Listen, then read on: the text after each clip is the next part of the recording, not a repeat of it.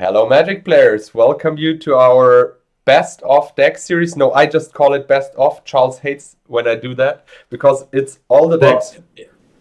Well, it's a best of, but it's really every single deck. So everyone's great, or it's really the review special. Part 2. Welcome, everyone. Today, we're going to review Mitja's deck list from episodes 26 to 50. We're so blessed that we have Thomas and DFB here to help us. And without further ado, because we have 25 deck lists to get through, we're just going to get into it. But thank you so much to our guests for being here. And without further ado, Mitja, I'd say let's take a look at episode 26 and let the guys have at it. Exactly. So we start with my first list. So guys, rip it apart. Here we go. It is a green-blue power artifact list with Stream of Life and Book of Wrath. Tell me what you think. Whoever wants to start? No one? Really? No one wants to say something? Come on. Well, I'll say something for like I did play up power monolith list, but I like the Book of Wrath. With the Stream of Life, you gained infinite life, and then you could just draw through your whole deck. So there's actually a use for that card from the dark. So I really thought that was a neat novelty for the episode. And with the Stream of Life, you get infinite life. So, Master of the Hunt there feels like a callback to me to Magnus Stillaval's Adventure Island deck. So I think this list has some similarities with that. How close is it to that the list? Actually, it's not quite that close because Magnus is running Sindbads. But to be fair, the Master of the Hunt played against his Adventure Island once, and I like the idea of power artifacting Basalt Monolith to gain infinite life out of a Stream of Life. But I think he only runs 2 power artifacts and 2 Basalt Monolith.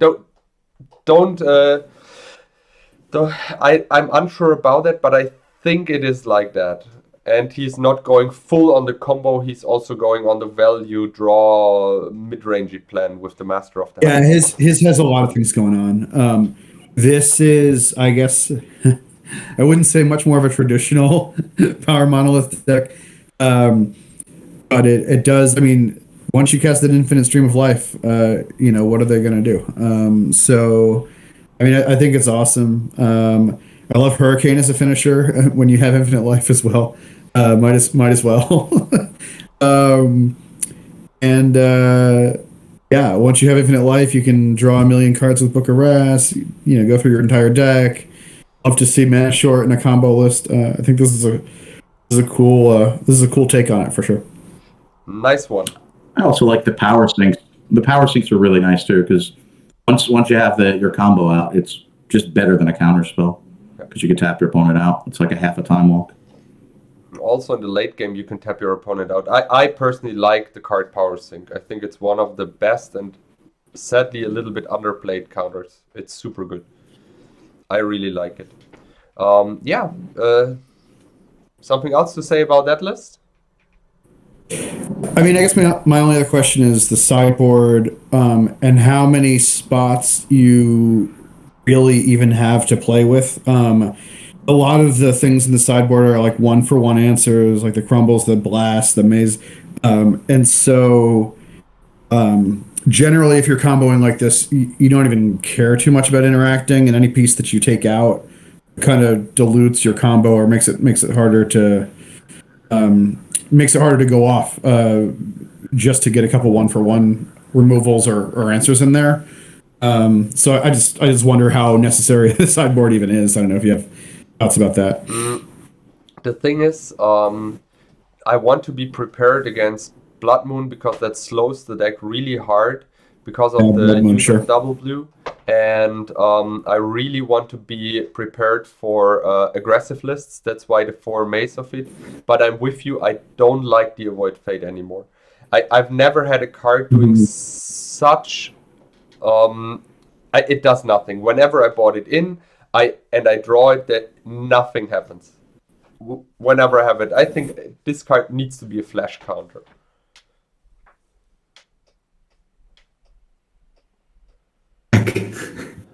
Oh, we've got the Hulk back with us.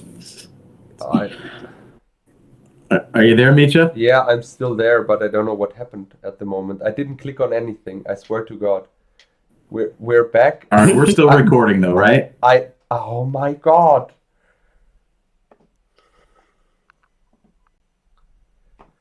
We're still recording. I was there all the time. I was sitting. Oh, I hate computer so much. Okay. Yeah, we go on to decklist number 2. I will not. All right, next list. I think we said enough. Yeah. Perfect. So here we go. Second list. I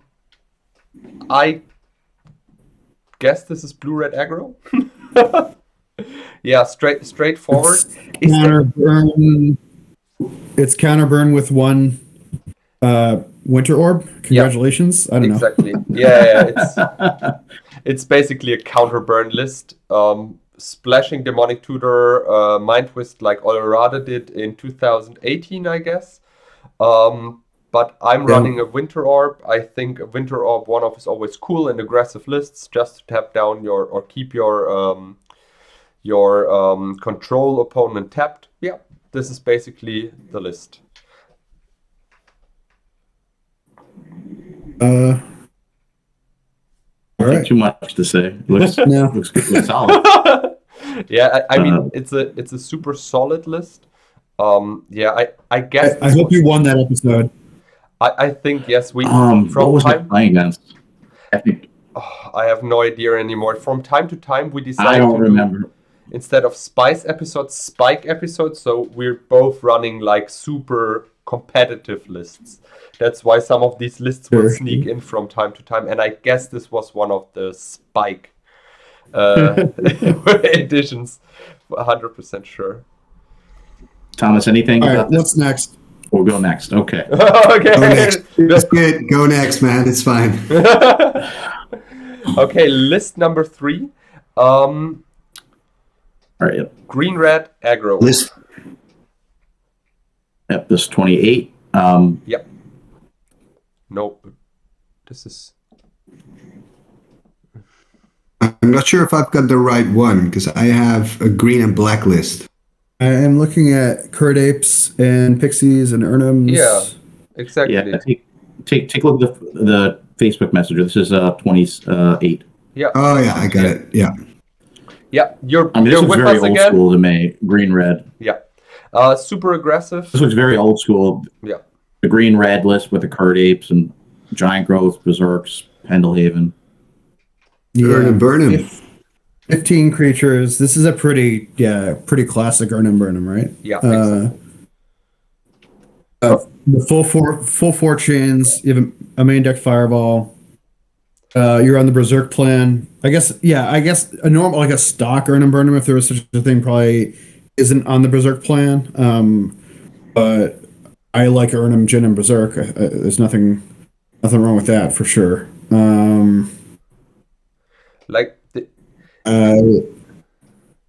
This was one of my first old school decks I've ever built because I did not have all the power from the beginning on, and the cards were compared to like blue and white shells super cheap, and it is a super effective deck. I really like the deck plan. And to be fair, the Berserks do their job amazingly good. With all that pump spells and if you've got a creature to cast it on. 15 creatures, I'm a little bit worried that you might not always have one hanging around, but it's possible. I definitely think that lists like this tend to get all rotated towards like the Malt of Honor school of Emerald Dragonfly and Bloodlust aggro. Yeah, that's true. But this is, these are all very strong cards, obviously. Yeah. Fair. If you guys want, and Thomas says, do you want to say something about the list, Thomas? Want to include? Well, I was thinking you could also add some ice storms, of course, for the tempo. Because that's kind of a sword that goes both ways, but it's kind of like clear, right? And perhaps some flyers, right? Script sprites. But what to take out? That's the big question. The thing is, Mitja Held personally likes Agustian Pixies more than Script Sprites because they're unblocked by factories, and my opponent can't really deal with it. If he brings down a sushi against Earn and Burn him, it's nuts. I mean, you probably lose every game when your opponent plays sushi into Triskelion, right? I can't see. Yeah, I was thinking more along the lines of maybe taking out the Curd Ape, for example, adding the sprites. Sprites over Curd Ape, so you never have to commit on that. Yeah. Yeah, that's but it's true. A classic, the Curd Ape. Yeah, the problem is Curd Ape go. It's a matter of taste too. I'm always skeptical about main deck Sylvans in these lists. I think I'm with Thomas. I'd rather see like one Ice Storm and like a main deck Shatter or something. Because the first Shatter, the first Ice Storm are always going to have a target. Always. But I mean, yeah, it's a solid list. I don't think there's a need to pick it apart much further. Cool. I guess the interesting thing with this combination is that you have a lot of options and to tweak, and it's all good. Oh, yeah. Yeah, exactly. Yeah. And to be fair, before you know it, you're casting Dragonfly. Yeah. And I mean, you can play this. Yeah. You can play the script sprites over the apes, but I love Curd Ape. I really like the creature, like the flavor of it. I like how these small little guy looking out of the woods. Everything with that card is super nice and cool. I just love him. It's a very cool card. Okay, so we move on to deck list number 29. Yeah. This is it. A blue-green Flyers. I mean, as Charles said, I'm not as spicy as he is. I'm always on the creature plan. No combo, just straightforward. I tried to build something where I slam my flyer, enchant it or pump it with Giant Growth, and then Berserk it and Psyblast my opponent to death. This is a super simple, super basic deck plan. Also highly efficient. I hope we get to something which is not that efficient and less creatures. But I can't promise. I guess not. Well, this is like the classic Mark Rosewater blue-green Berserk build, right? That was Marrow's deck going back a long way. And this is sort of updated for today's old school metagame, I guess.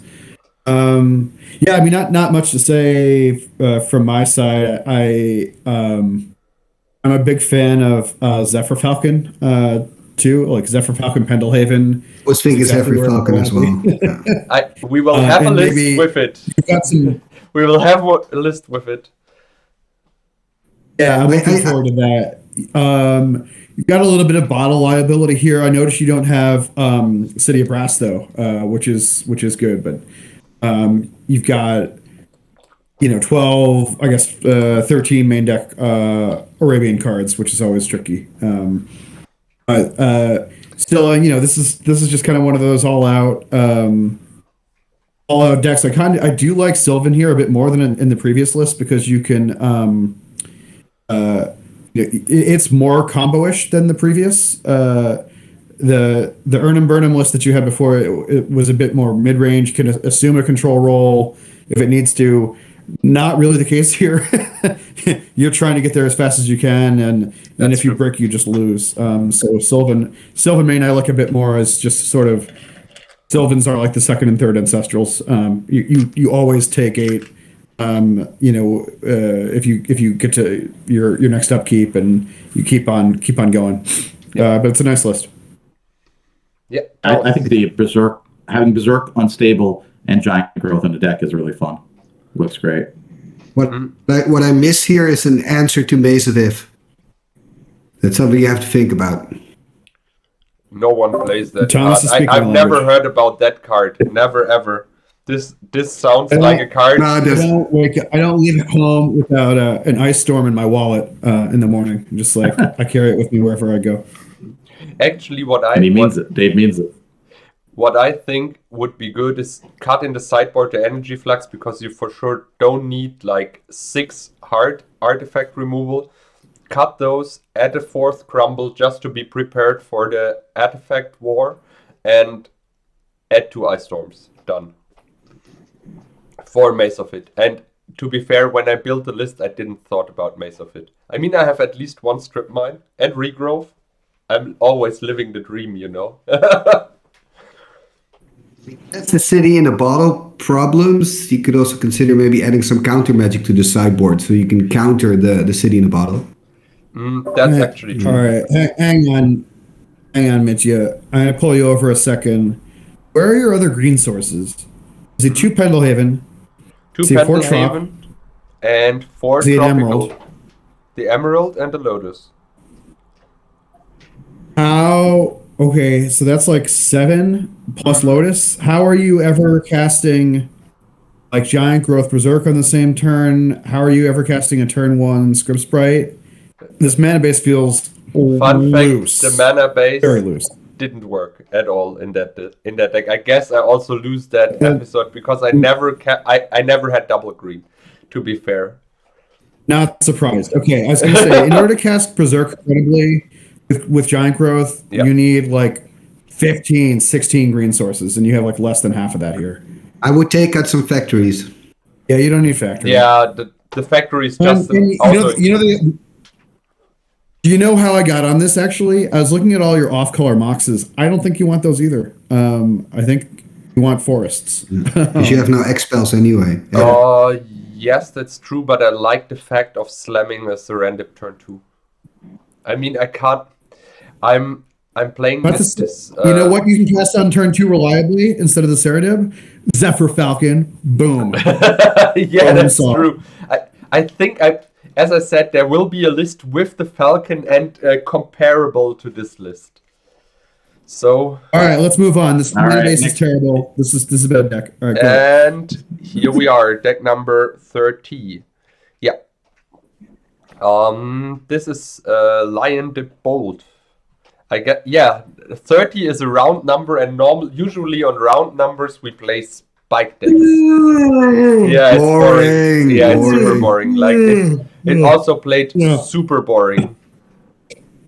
I killed so many Savannah lines at my last tournament with my Timmy. It was beautiful. I shred Serendip free decks with my mono green deck. This is exactly the kind of deck that I would run into. I would basically dumpster you, Mitchie. If you want to play this deck, I will play you anytime, anywhere. No. Normally, I will break you over the coals. Actually, when I attend tournaments, I normally play my lands, or I play a deck where I'm working on blue, green, and white since like 2 years, which also had super good tournament results. I never play Bolt on a tournament. I did it once and I completely lost. Like, I'm not a Bolt player at all. I have the Bolts, I play them for the stream to see how you can fuck it up with a Bolt, but I never Bolt normally. I'm not that I don't think we need to say too much about it. What's next? Everyone knows this list. It's a solid list. It's a solid list, definitely. Yeah. Oh, the next one is good. Are you sure?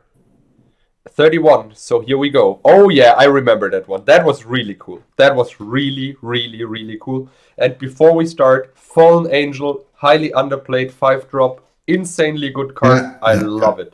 I really love it. The card is insane good. That works so well with the Rook Egg. Yeah. It works so well with it, right? Because you could feed it, pump it, and then you get a token on the next turn. Yeah, you can ramp it out with bird, sack the bird because you don't need it anymore. Like, I love everything about Fallen Angel. It makes every block worse for your opponent. It's super cool. I like the card. If I'm remembering... sorry. Love this archetype. Yeah. Go ahead. Rock Egg is such a cool card. It's also nice that it's basically unaffected by balance. When you sack it, because you get the token at the end of turn, which is super cool because a lot of people just don't know that. Me neither. I needed to read the card again because I thought the token comes into play directly, but it doesn't. So you can easily sack your Rock Egg in your Fallen Angel and get the token at the end of turn, which is super cool. Puts a lot of pressure on. Did you know, Mitja, that the bird that comes out of the egg, or that actually the bird that comes is not the bird that's in the egg? Did you know that? No, I didn't know that. Think about it. Oh. It's the angry mom who's coming. The mama bird, yeah. That's true. Also, a cool side effect by Rock Egg is that the token is not affected by City in a Bottle, if I'm not mistaken. And you cannot flip a Chaos Orb on the token. Right. So those are the two cards that don't affect tokens. So in fact, you can pop your egg by casting your own City in a Bottle. Exactly. And tokens end of the turn, which is great. Dave, I've also cast Animate Dead on Ruck Egg with Bottle on the board. The Animate brings the egg into play, it immediately dies, and you get the token. That's another cool one. That's super. I think Animate Dead is another card that's in this space. This Jund list kind of I call it an archetype. There's another branch of this tree that has reincarnation. That source, or it's an instant, right? One green, and you bring a card back from your graveyard. It can be the same creature that died. With Triskelion, other mana dorks, Scavenger Folk are cool with that because they also have the ability to, they're their own sacrifice outlet. And the Animate Deads, of course. So that's like another package that you can layer on top of this. But yeah, like Dorks Birds with a Fallen Angel is definitely like, I think this is like a spikier version of the deck that I just described with like actual like good beaters like the Pixies and the Hippies. But it's all kind of in the same space, and it's you've got a lot of good stuff, in the burn and the efficient removal like shatter and stuff like that. I bet this was a lot of fun to play. Yeah. Last I'll say about I like the Diamond Valleys because when you have your opponent going after your Hippies, the extra life does matter because you also play Greed, so you can use that extra life just to draw cards later on, which Greed is an underplay card but a really cool card. So this gelled really well if I remember from the episode. Did Thomas just left us? Cool list. He might have just stepped away for a second. Okay. Okay, should we go to the next list? Yeah, sure. Let's move on. Thomas said that you can't Chaos Orb the Rock Egg token. Just a quick question. I didn't know that. Why? Is the wording of Chaos Orb... It's non-token. Non-token? It's non-token. Non-token. Okay, cool. It's whatever cards Chaos Orb lands on. In the errata that's been picked up by the entire old school community, Swedish EC, it doesn't matter, says non-token permanent. Oh, cool. Nice. Didn't know that. So let's move on to the next list. Yep. List number 32, and here we are. I remember that one. I think this is really cool. Welcome back. I think this is really neat using the... Sorry, I had to go for a sec. No problem. We thought so. You guys, what do you guys think first? I love the archers. The challenge with these black-green Nether Void decks is that they are sometimes weak to weenie decks that get underneath them. If they can cast a bunch of little guys, you can't lock them out with the Void. The archers actually kind of shore your matchup against the weenie decks. They trump a lot of those X1 creatures, or X2 creatures even, that your opponent might play. The first strike beats them. So I really actually like that a lot against one of the trickier matchups. It's also great when you have multiple archers on blocking duty, right? You can just double block, deal 4 damage, first strike damage. Yeah. Double block a Sutri and laugh. Yeah, absolutely. The archers are also highly underplayed, in my opinion. The Pixies are a little bit better than the archers because you can just block Factory and Sushi without dying. But the archers are really cool. They basically deal with every weenie. Just one thing for the viewers, which they might don't know. A super mistake I've seen so many times is that people are not casting spells into Nether Void because a lot of Nether Void decks normally play also Black-Wise to deal constantly damage. But you can cast the spell. It's just countered. So you can empty your hand still. Just saying. Because the Nether Void is not saying that... How did you decide... Sorry, how did you decide how many Nether Voids you wanted to play in this? To be honest, I discussed this list a lot with Patrick Hinnes. He's playing a lot of this Nether Void first he started with Nether Void Bug, now he's playing that. He said the Nether Void is just good in matchups where your opponent is a little bit more control-y and you first want to pressure out a lot. So I decided to go with 2 instead of 3 because I thought Sylvan Library is in a control matchup as good as in an aggro matchup to control my draws because I have no Ancestral, no Brain Geyser, nothing like that. I mean, you do not run Brain Geyser normally in a Nether Void list. But yeah, I decided to go with 2. But it's completely fair if you want to run. I mean, this is a more creature-centric. Like this is not like the O'Brien School Black Green Nether Void deck that's more of a prison or combo pieces type thing, looking for a lock. This is much more of a straight ahead. It's 16 creature, more aggressive type deck. Exactly. It's simply it casts Nether Void at the top of the curve. Sort of like a White Weenie deck would play Armageddon. Yeah, like Armageddon. Exactly. You basically it's like a black curve out and then slam the Nether Void to finish it up. Done. Right. Yeah. Actually, the Paralyze is super nice because your opponent either untaps his creature or he's not casting a spell. So, yeah. I like the list. It played super well. I don't remember what I played against. I think I don't know, but I think it was super good. Yeah, I can recommend. Really cool list. So let's move on to list number 33, and here we are. I tried something different. I tried to build a kind of parfait list with Field of Dreams and Millstone, but in a blue, black, green shell where I run Elves and Guardian Beast to secure my Millstones and my value artifacts from being disenchanted or destroyed. And yeah, win by decking my opponent. I really like this, Mitja. This is a really cool list. That's good to hear. This is a glorious.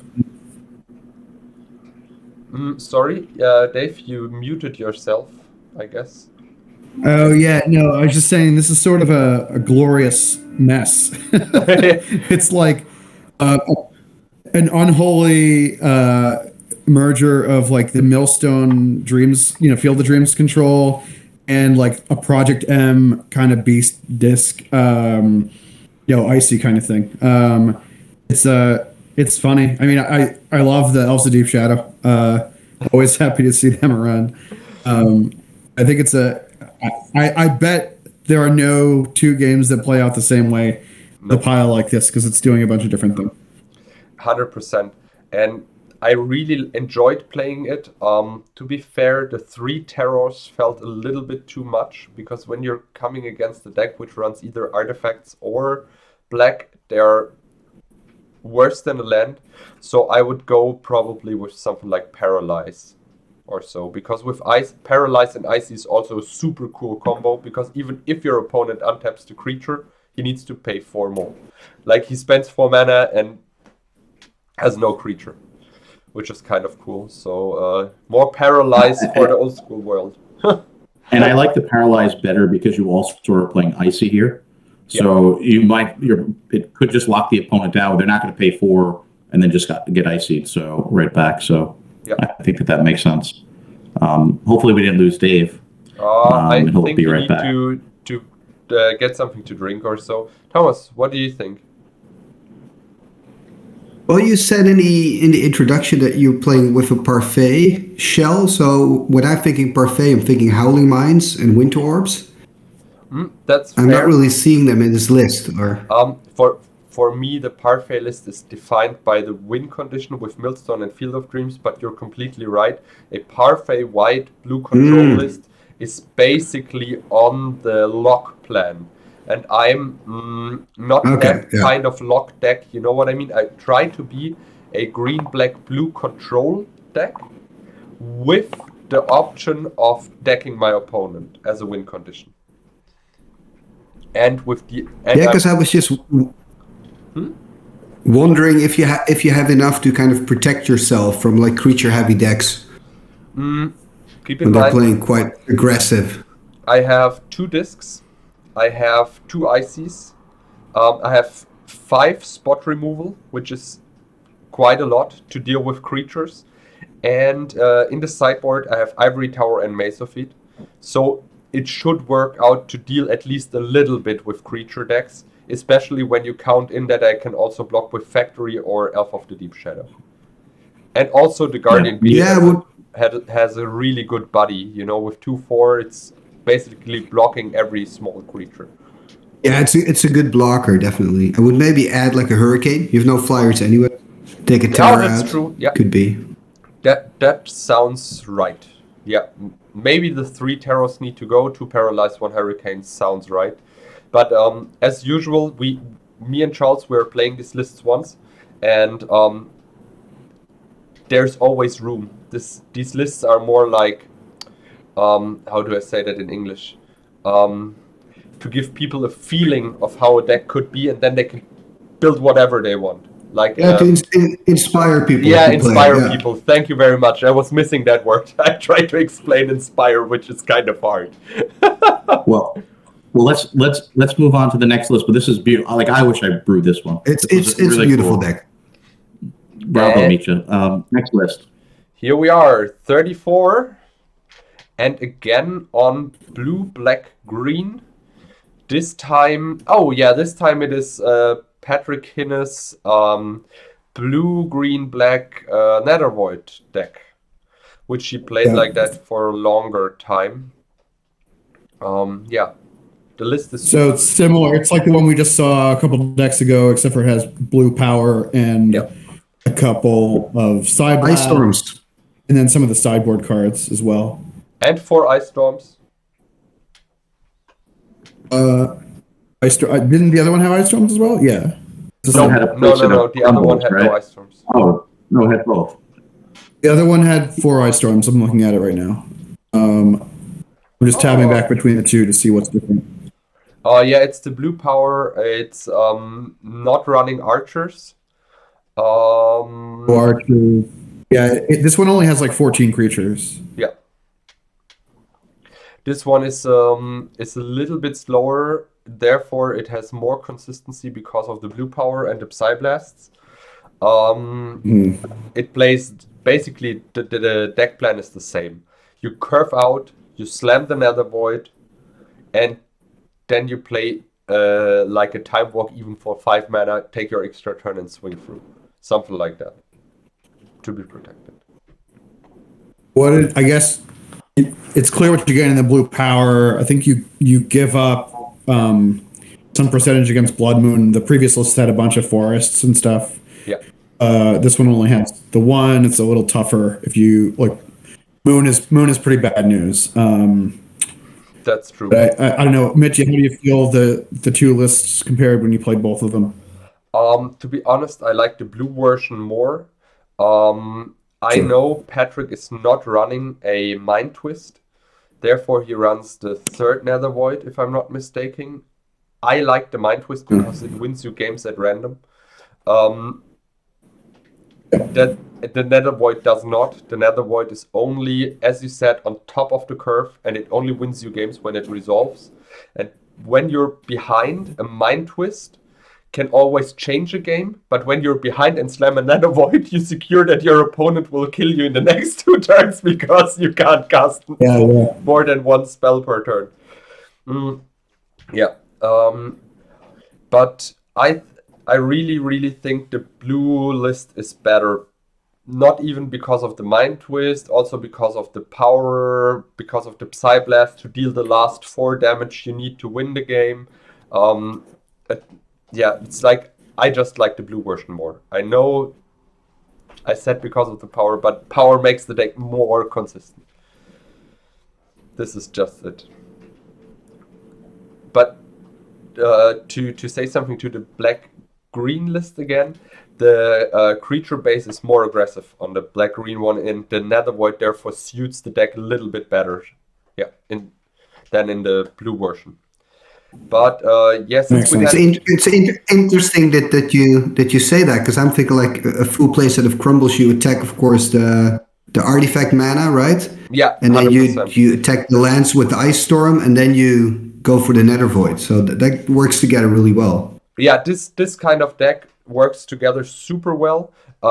The black-green list is just super aggressive, and you can easily lose against like lightning bolts, stuff like that. But when you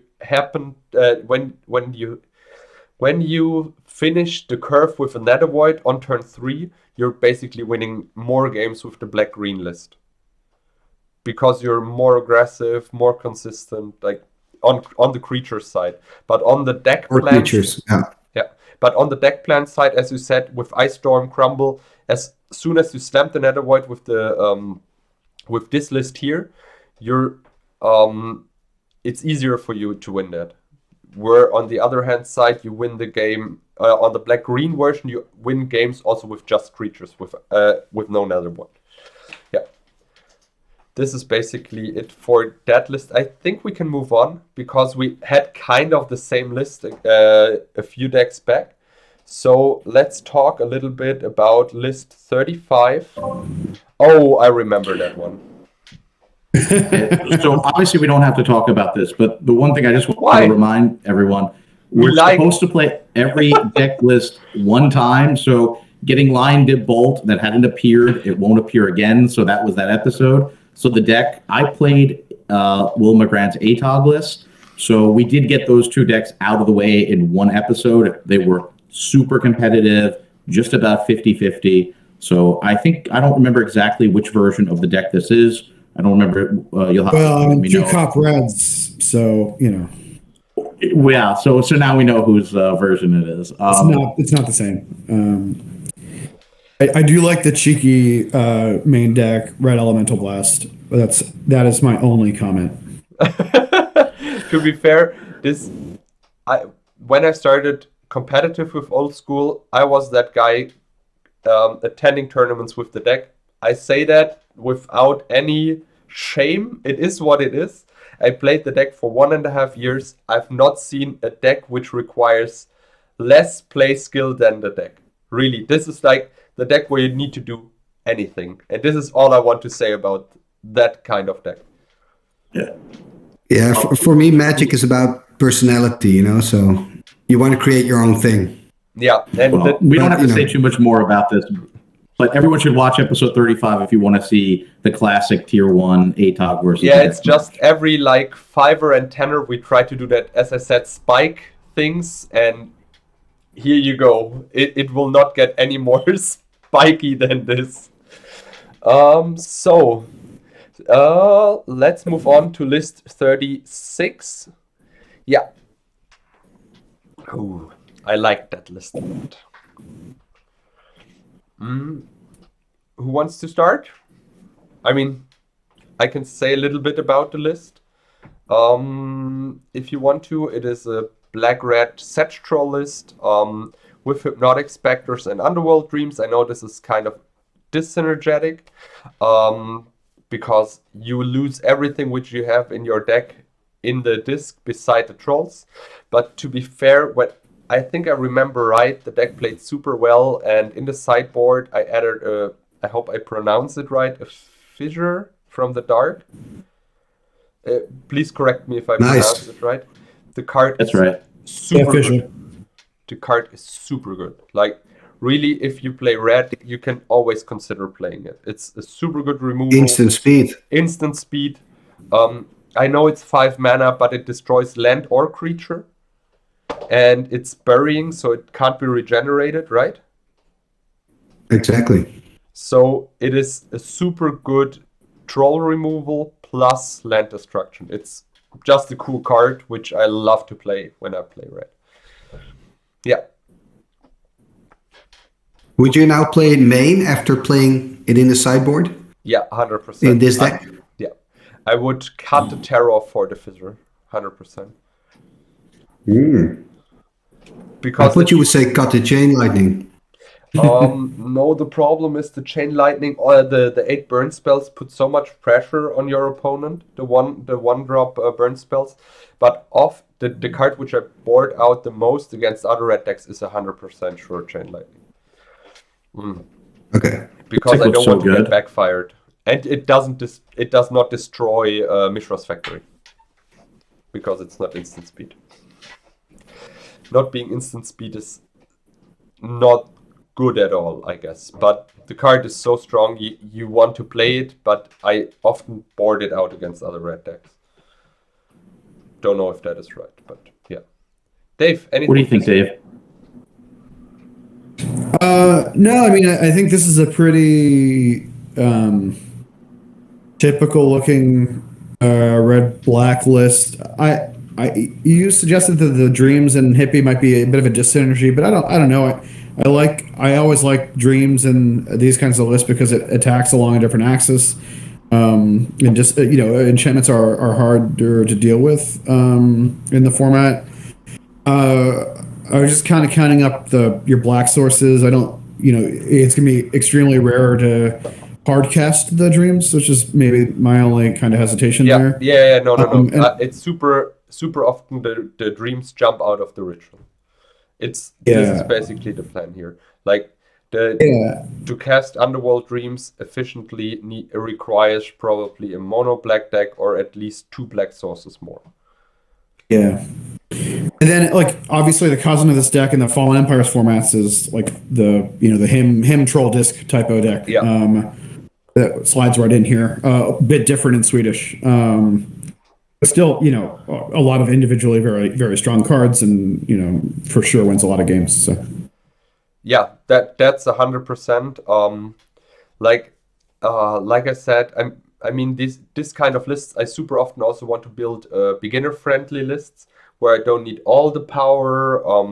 Sometimes I play Lotus +5 Moxen because I just want these quick start. I love quick starts. I don't know why. I just like the fact of playing land Mox turn 1. It just feels good to have 2 mana or 3 mana turn 2 then.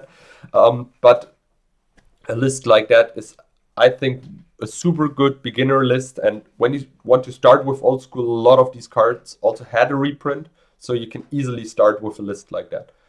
This is also a part of the Brewers Tavern thing we are running here, is bringing new players to the format, right? Just by showing what is possible in the format beside the deck, ATOG, line dip bold, whatsoever. Yeah.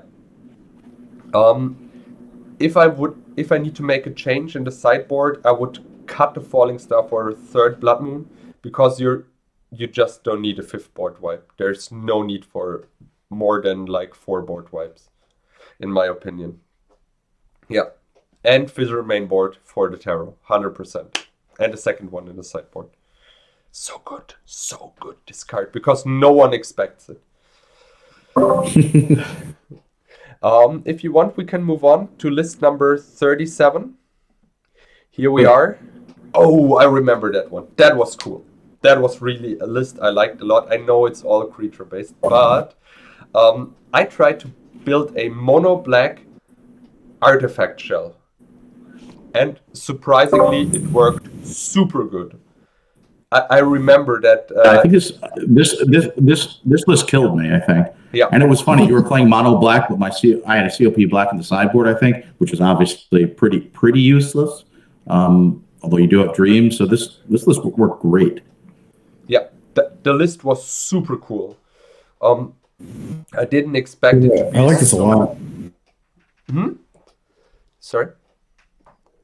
I like this a lot. I think this is really cool.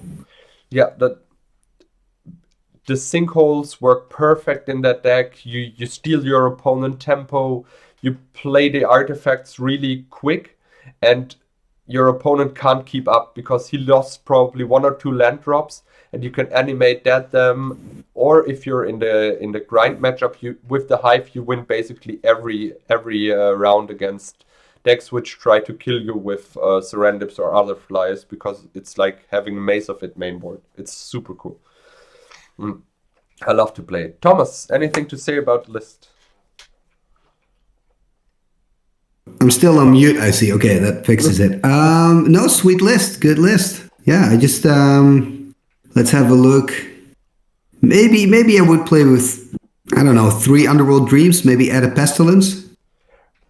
That could be also super good. You can see Pestilence in the board for sure. Oh no pestilence. But yeah, it looks like great fun. I could see Okay. pestilence in the sideboard. This is something you can easily do. You just cut whatsoever 2 terrors for 2 pestilence in the sideboard. That works 100%. And How did you feel about the Underworld Dreams? Because you're playing with 4 of those in this deck. the Underworld, when I build mono blacklists, I love to have 4 Underworld Dreams because this is a card which makes every control matchup better. It deals constantly damage to your opponent, and especially in this kind of list, when you start with land, Dark Ritual, Underworld Dreams, his first disenchant will for sure hit the Underworld Dreams, 100%. And you can just follow up with a Sushi, and he probably does not has more artifact or enchantment removal, and you can just kill him. Because, Yeah. I mean, you have so much targets for his 4 disenchants.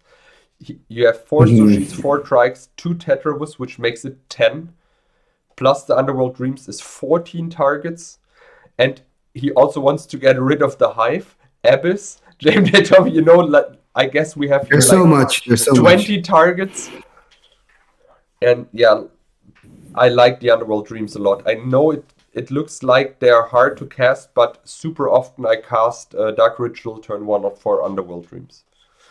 They're just castable. I just thought when I'm looking at the plan, I'm like, you could play with 3 or maybe even 2. So I was just wondering. The thing is, Underworld Dreams, when I play against them, they're fine for me in the beginning, but as soon as you're at like 15, you recognize them the first time. Like, when they dealt the first 5 damage to you, you're like, uh-oh. Soon I get in danger, then you get to 10, and it's like, uh-oh, now I need to do something about it. And all the value cards of your opponents get so worse, because no Ancestral, no Twister, no Brain Geyser, you know what I mean? Like, yeah, I know what you mean. Yeah. Even if it's a good card. It's a good card. Go ahead, cast your Twister. Find a disenchant for 7 life. Go for it. So this is an example which, like Mitja and I, we want to make sure we show all the decks. So we do plenty of monocolor decks, not just the dual land deck. So this is a really nice example of mono black and what can be done with it. Also, I just have 2 words for you guys. Yeah. Yawgmoth Demon.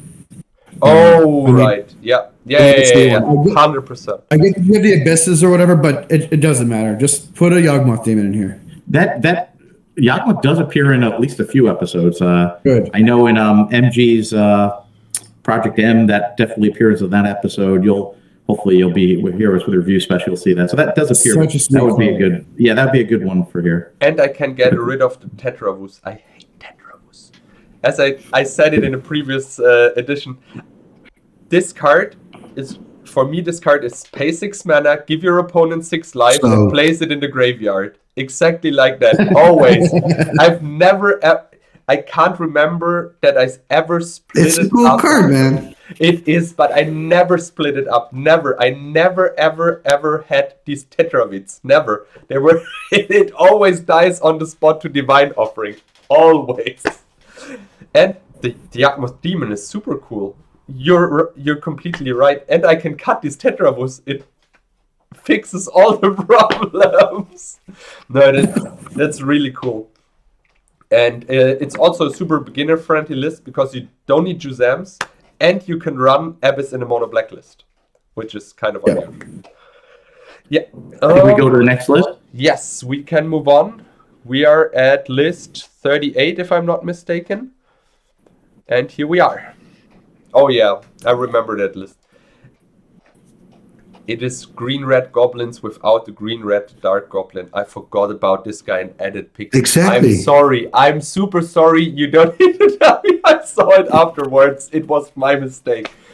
But I guess I stole some games with Bloodlust, Berserk, Balloon Brigade.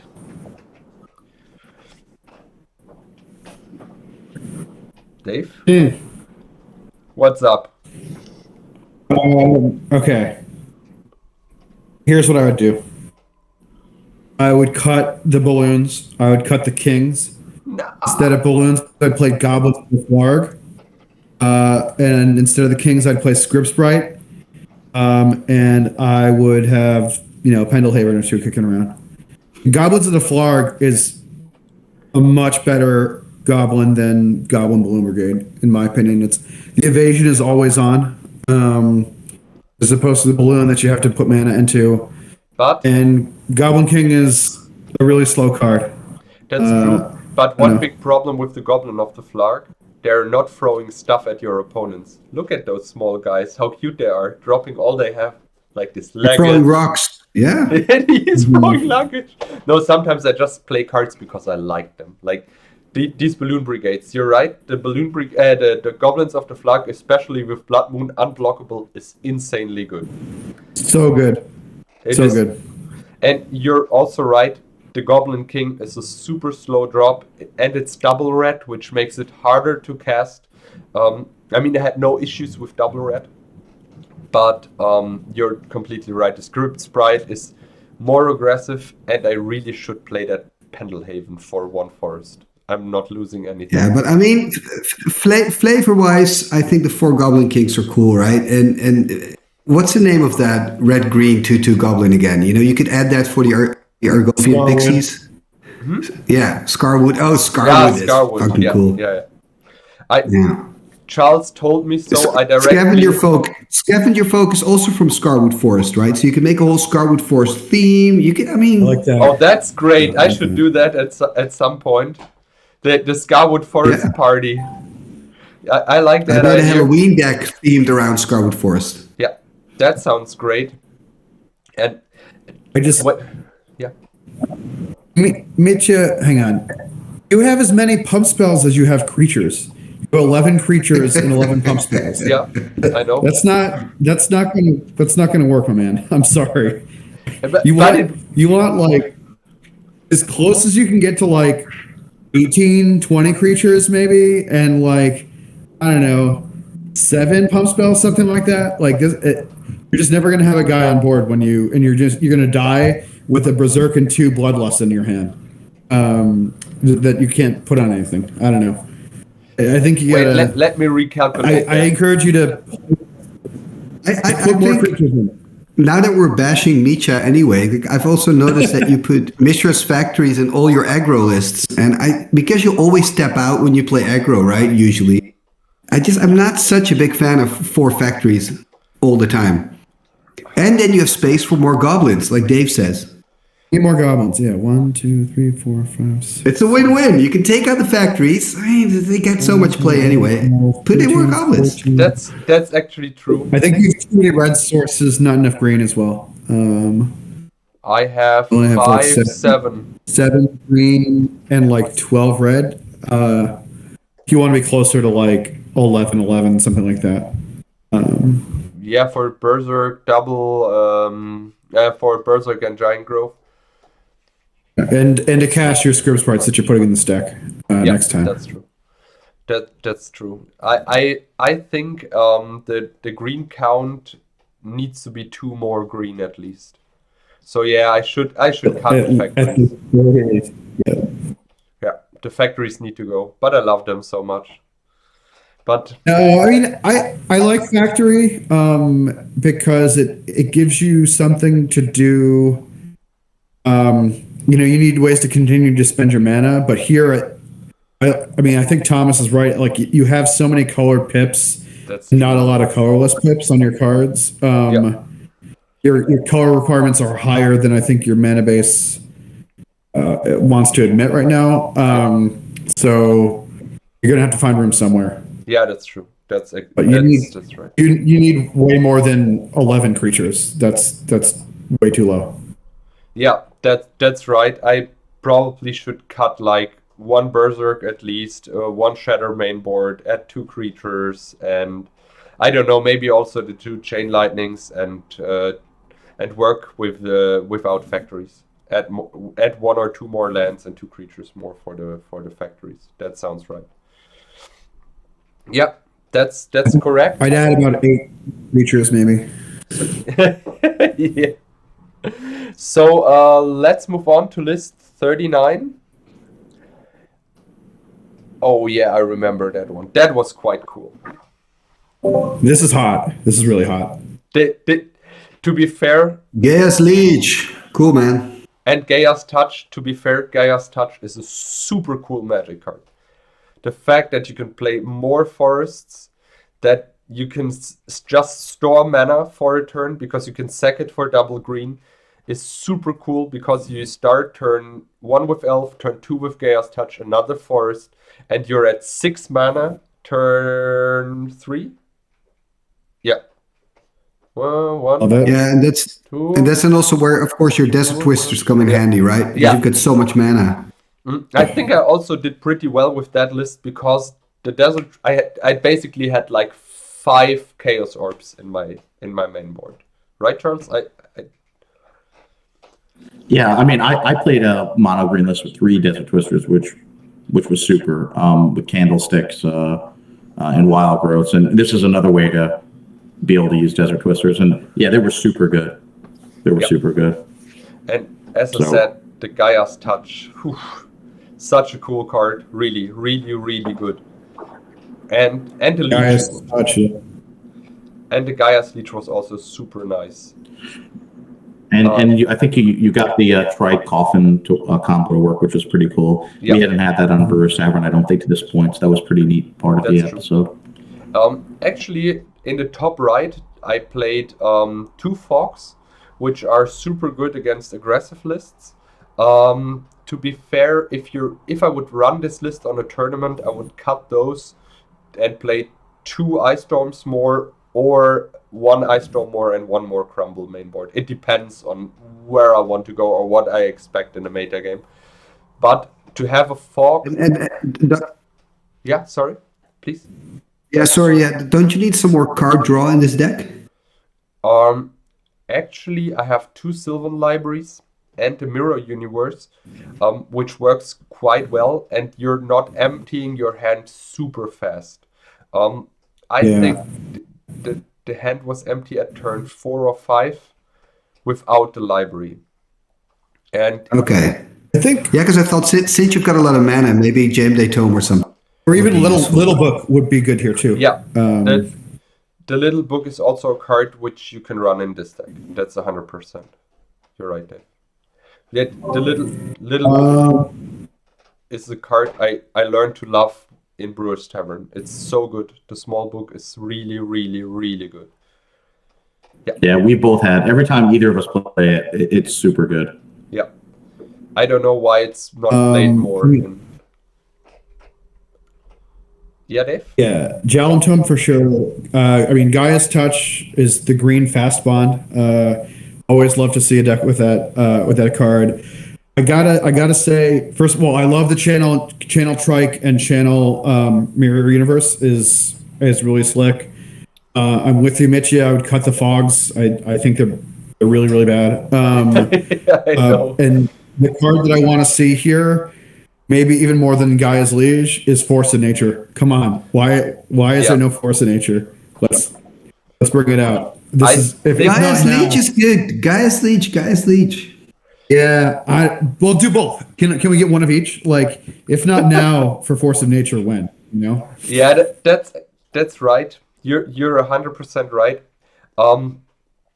But I played Force of Nature once in this weird, I don't remember, birds list I built with install energy and stuff like that, and they betrayed me so hard. I got betrayed by Force of Nature. That's why I'm not running it. Yeah, you had a few, and they killed you. So they killed me several times. That's coming up in Force of Nature is always the next review special. It's always saying stop punching yourself, and yeah, it's so big, you know.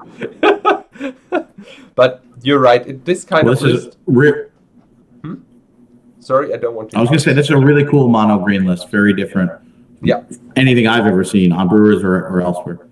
It's a really nice job. It was also super cool to play. One thing I'd say is I'd just give a shout to Chris DeRico, who is, like, for my money, the best, like, offbeat mono green brewer.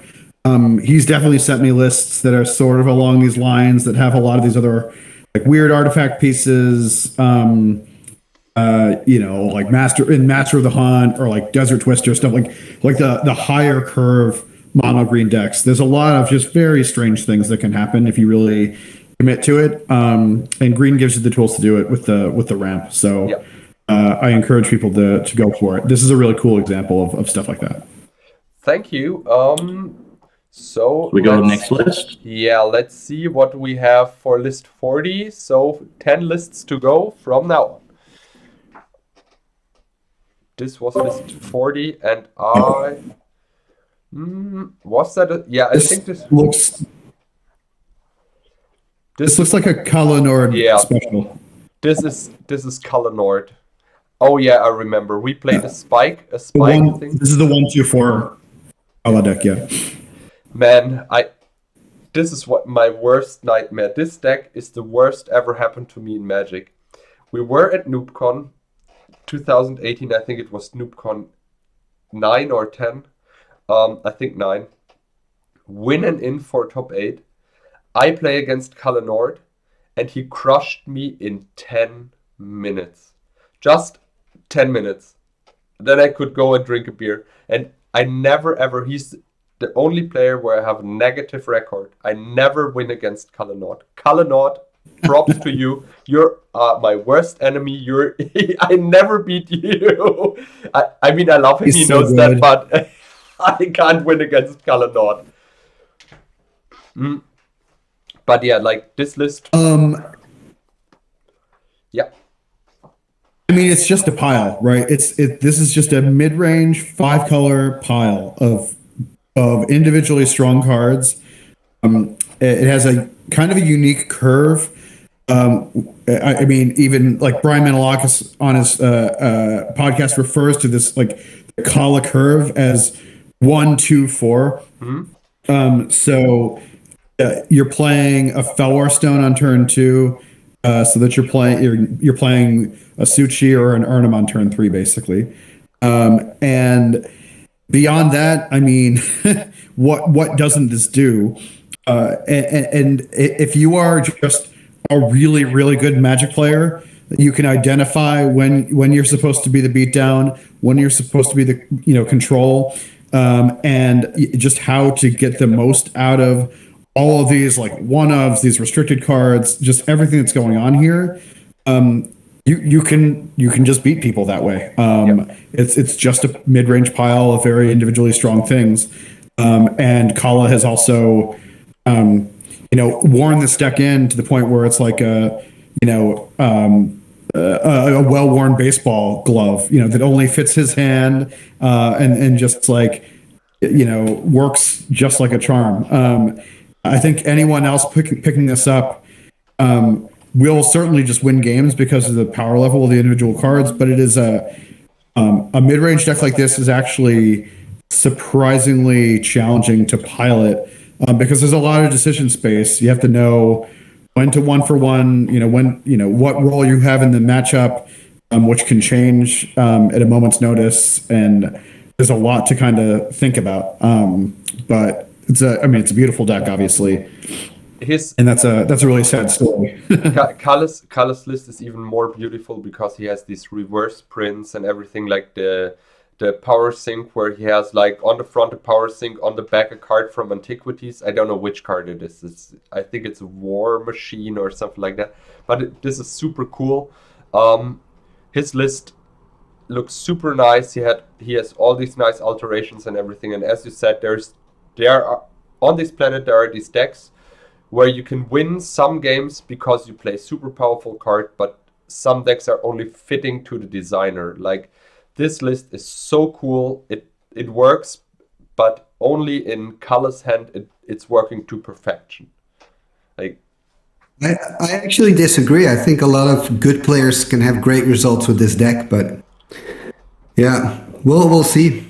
Yeah, like the thing is, it's not the hardest thing with this list is you need to know when you keep your hand or when you mulligan. I disagree with you, Dave. Basically, with this kind of list, you're always the aggressive part, especially when you're the control list, but also when you play against mid-range lists, you're faster than them. You want to bring down your Sushi, you bolt him, and then wheel and go on, bolt, and win the game. This is basically what this deck wants to do and finish it up with counter magic to secure your 4-drop. But the list as it is, you really need to know what you want to do with this deck and what you want to keep. So it's super hard to say it's super hard to know what to keep and what not. So this list is not easy to play, to be fair. Yeah. Shall we go on, or is there anything to say about Culler's list? Just one thing. I'm not saying it's easy, but I know a lot of Dutch players that would have good results with this list and have had with similar lists, I think. But it's not easy, but... Yeah, probably. I'm not saying here that there's only one guy who can play it, but as I said, there's, in my opinion, only one guy who plays it to perfection, and this is Kalle Nord. And this, you can't change my opinion. I mean, I've not seen the other play, but Kalle plays this deck, and he plays this since years, and he knows exactly which card to play in which matchup at which point on the spot. It's really like, believe me, he's playing that to perfection. I had no chance, like really zero chance. All right, let's move on to the next list just to make sure we get them all in time. Yes, I think so. We're good in time. Here we are. Oh, this was a spicy one as well. Mono blue, and I was on mono blue power artifact, or mono blue power monolith. The list was super cool, and Amnesia is... Yeah, this is hot. I like this a lot. Very, very cool. I love Amnesia. Amnesia is so cool, and it's not played anymore, but the card is amazing. Yeah. And you got a lot of lamp to work in this. You got the lamp to work, if I remember. At least one game, which was really cool. Oh, I love to see a lamp actually do something. That's really cool to hear. How many ways do you have to go infinite? I see rocket launcher. What else are you doing with a brain geyser? I guess you can kill them with that. Yeah, rocket launcher, brain geyser. In such a list, you can easily add the book of Ras, because then you have another out to draw your whole library. Yeah, these are the ways. You have the mirror universe to secure yourself from dying. But yeah, the list. Yeah. And you need... That's really cool. And you need the recall, because when at some point you just want to brain geyser yourself to draw more cards, but you can't lose a win con here because you have such few win cons, so you need the recall to get it back and then kill your opponent with it. It's very counter magic heavy, huh? You've got 4 counter spells, 4 sinks, and the mana drain also. Did you curious about just one transmute? Did you think that you could get more run out of having maybe a second transmute artifact? I did not think about that yet. Maybe you're right. The problem is I'm not running that many artifacts which I want to sacrifice. Basically, it is just the factories, the Moxen, and the Soul Ring. I do not count the Lotus because probably the Lotus is sacrificed already, you know, like... And I want to get into either Icy, Mirror Universe, Monolith, Books, or Winter Orbs. So it's kind of tricky to have more than one transmute. Then I might need to change the list a little bit to at least 2 Felvar Stones to get more targets in. Yeah. But I think a second one wouldn't be that bad, just to find your combo piece like Rocket Launcher. I can see that. In this kind of list, I really want to run a card like Reconstruct. Reconstruct is so cool. But you mean Reconstruction? I'm glad you bring that up. Reconstruction. Yeah, okay. Yeah, Reconstruction. I think because there is a just seeing Amnesia and the mono blue shell and all these other pieces makes me think of the that Lotus Eater deck. It has reconstructions and transmutes, and basically the goal is to like get Lotus and replay Lotus and make a ton of mana like as fast as you can. And and just fire an amnesia at them in place of Mind Twist, that kind of thing.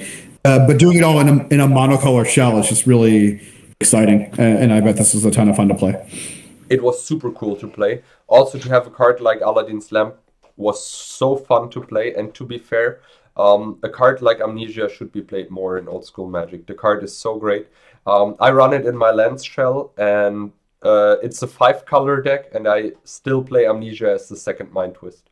Because as soon as a card like Mind Twist or Amnesia resolves, you win the game.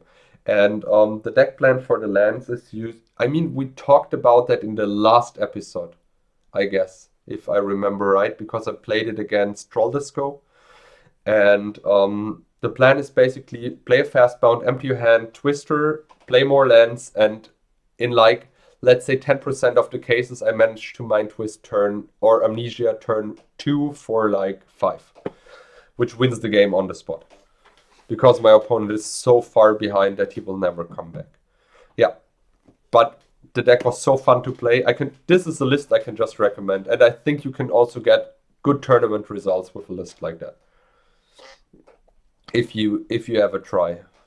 So maybe I play such a list on a tournament at some point. Yeah, anything else to say about a list, guys? All muted? Do you still hear me? Yes? Okay. We hear you. Shall we move on? Yep, really cool list. Okay, so we move on to deck list number 41. Oh no, we were at 41. I'm sorry. We move on to number 42. Oh yeah. Also mono blue.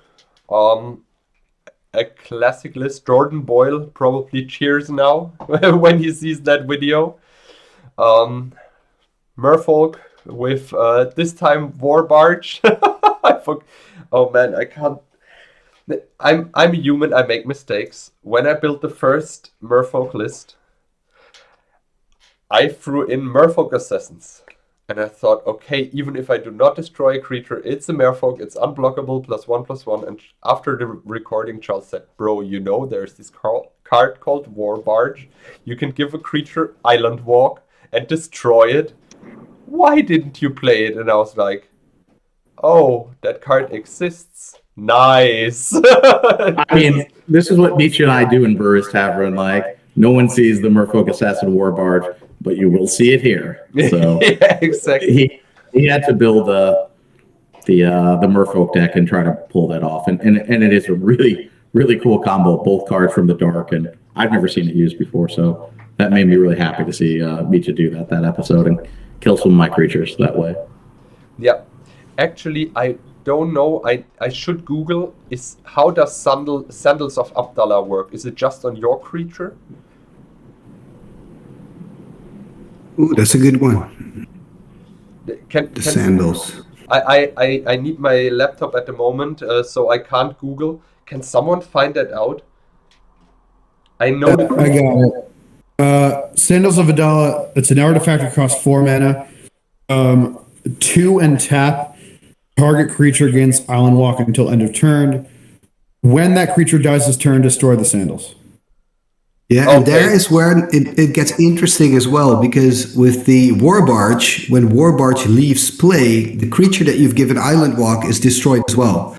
So if you play Boomerang main, that's another way to remove creatures. Yeah, you don't even need the Assassin in that case. Oh, that's quite nice. I put or a Time Elemental. Oh, right. Ooh, new spicy deck incoming. War Barge or Sandals Boomerang. That sounds crazy. I play the boomerangs in the sideboard, but you really, really need probably 4 of them because you need to get rid of these Abyss or Mode, because otherwise there's no attack anymore. But beside that, the list was super nice to play. I love tribal decks. Like, even if it doesn't matter if it's mono blue, mono white, mono red. I love them all. I love to play Lords. It's just my thing, and this deck suited me well. Like, I really liked it. You have counter magic, you have direct damage, you have blue power. It's nice. And to be fair, I asked Jordan Boyle for help for the list, just to create a good Merfolk version, because he's probably the only guy who's running Merfolk since years. He's not playing anything else, and he also won tournaments with it, like bigger ones with 60 players and stuff like that. He's really a good Merfolk player. He's a good player, period, and definitely the foremost Merfolk authority, I think, in Swedish old school for sure. This looks like a ton of fun to play. I think my only comments are, I want to sneak a Pendelhaven in here to help the Flying Men and the 1/1 Pearl Tridents. And then the other card that I really, really want to see, maybe at least in the sideboard as a one-of. You guys ever play with Telekinesis?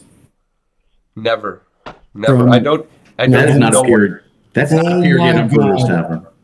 That card. It is so good. It taps the opponent's creature, and the creature doesn't untap for the next 2 untap phases. If you hit say you hit like a Serendib Afrida or a Juzam or something, even anything that's big that's in your way, it'll take care of that thing for the rest of the game. It's insane. I don't know why it's not played more. And in a deck like this, like you bring it in against mid-range or even against another aggro deck, and you will thank me. It's just astonishing what that card can do. And it taps the creature. It taps the creature, yeah. So that's good for Beast too, if your opponent's playing that. Oh. Yeah. That's quite cool. Like, yeah, that card has to appear. We should definitely If you don't have a copy of Telekinesis, go on. Yeah. Actually, a Telekinesis also suits good a Royal Assassin deck, where you can just tap down the creatures on the spot and kill them with Royal Assassin. Even if you tap it as an instant, kill it with Royal Assassin. Nice.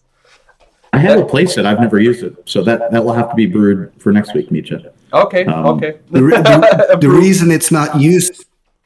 The reason it's not used much is because of the casting cost of 2 blue, right? People rather than play Counterspell. But that's a perfect card because we like mono colorless. So when you don't have access to swords or some of the other removal, it's a really great option for a mono blue list. So I really like that. And I do think that we should, Mitja and I, one of us has to brew that for next week. Yeah. Really cool list. I'd say we go to the next list. Yes. Let's move on. Here we are. List number 43. Here we are, the Falcons. As you can see down there, here they are. But no Pendelhaven. I'm sorry, Dave. Here they are. Well, you don't need Pendelhaven here because you've only got the Falcons. But so this is like you've got the script sprites too. Or do I have a different list? Sorry. Yeah. This is Lion Falcon. Yeah. Yeah, Lion Falcon, blue white. This is basically like Alban Louder's deck, except for with Falcons instead of Dibs and a couple Winter Orbs, basically. And no Mind Twist, no Demonic. No Mind Twist, no Demonic. No, he has the Black Splash. Yeah, sure. This list, or what I wanted to build was a blue-white weenie list, which can also tempo version where you try to kill your opponent super quick and secure the kill with a Winter Orb. I love to power sync people in Winter Orb them. This is a lifetime dream. I love it. I love to do it. I love Winter Orb. Yes, I'm that kind of guy, and I still have friends, but I love Winter Orb. Winter Orb is amazing. Did you succeed, Mitja? I do not remember. I think that round was pretty even, right, Charles? I don't remember exactly what I played, but I think this list went around 50-50. Yeah. Which it should, because you have 4 swords and 4 disenchants. You have a bunch of counters, so you have some really solid core to this deck. And the Falcon's cool because it's kind of like a wall, right? Because it can attack and still block if it has to. It's just a small Sarah Angel. And if needed, it pitches to Force of Will. It's blue. I think you could get away with one or two Sarah Angel main deck here. You got 25 sources. Yeah, and it fits. This deck can the rest of the definitely go plan. down to 23 mana sources, even with two Sarah's main board. With just the little, the 8 little guys, I think you could definitely lower the curve here. Yeah. This is something I also recognize. Super often the decks I play on Brewers Tavern are the first versions of decks. So the fine tuning would happen like the next 2 or 3 days later. You know what I mean? If I would run the deck on a tournament basis. So these kind of smaller tweaks, that's why I had the Sarahs in the sideboard. They can easily move in the main board. I also boarded them in if I am right. Yeah, the list felt super good. It was fun and nice to play, and the Falcon is really great. As you said, Dave, this Falcon, it has Vigilance. I just call it by the newer name because it's easier to say. It has Vigilance, it is flying, it is 1/1, it's just a super good card, and it's like constantly dealing damage. I can recommend this card. I have game against Stasis. Yeah. And exactly, it's super good against Stasis because it's not. I would probably add Stasis, maybe even take out the Winter Orbs, add 2 Stasis, add Yotian Soldiers, take out the Lions. Oh, that's excellent. This is why Thomas is here. I love it. That sounds perfect. Yeah, that sounds really great. That's an entire different deck that Mitja should brew and play again. That's different enough for sure for a new episode. So we'll note that down, and that will be a different episode. Right. Don't worry about Pendelhaven. Let's look at the next list, and I think Dave will like it. Yeah, I think so too, because if I remember right, there's another Falcon list coming up next. So please don't beat me if I'm wrong, but I guess here we are. Yeah, 4 Falcons, 4 Sprites, 3 Pendelhavens, Berserks and Giant Groves. And the Hurricane to kill your guys. Yes, exactly. To fit. No, actually, in this list where I try to be fast and deal a lot of early damage, I don't care if I kill my own guys with a Hurricane, because basically I just want to kill my opponent with the Hurricane, to just play it as a green fireball.